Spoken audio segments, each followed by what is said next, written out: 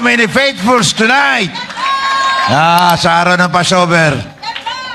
Kita nyo mga kapatid, madali nang maubos o makaubos na. Yung mga dala-dalawang isip, no? Mga dala-dalawang isip. Nako mga kapatid ko, mahal namin kayo. That's why inuulit-ulit namin to. Pero nakita natin sa kabila ng pagliliglig ng Ama, pagkalog sa mga puno, nalaglag yung mga mahinaan diwa, dadala sa galya-galya. Ay nako. Pero sa araw na ito, nakita natin mga kapatid, the faithfuls, the real, the true, treasured possession. Nandito tayong lahat mga kapatid. At nagdiriwang ng Passover. Bawal daw patayin ang mga buhay na binigay ni Aba. Kaya wala silang Passover. O magrutom kayo dyan. No?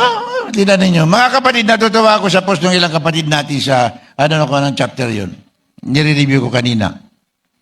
Isipin nyo, ngayong gabi, the fake Jews, yung mga fake Jews, they are also celebrating the Feast of Passover.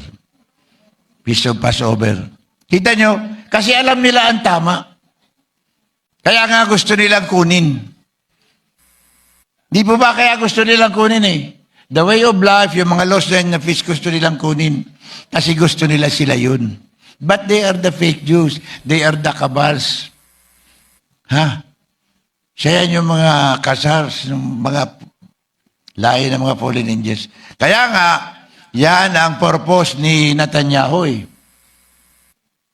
Palakihin yung Israel. Kaya gusto ng gera, yan talagang main objective ni Netanyahu ng Israel eh. ng mga Zionist, ng mga Jewish, palakihin yung Israel.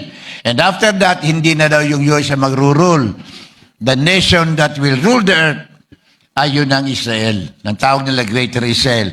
Yung panahon na yung buong kaharian ni King David at ni King Solomon, kasama pala yung mga karatig na yan.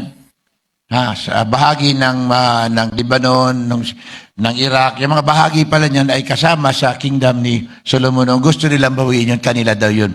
Because they are the chosen people daw. Okay, tamo. Kaya nga, gusto nila Israel yung bansa nila, but they never call themselves as Israel. Kasi Israelites.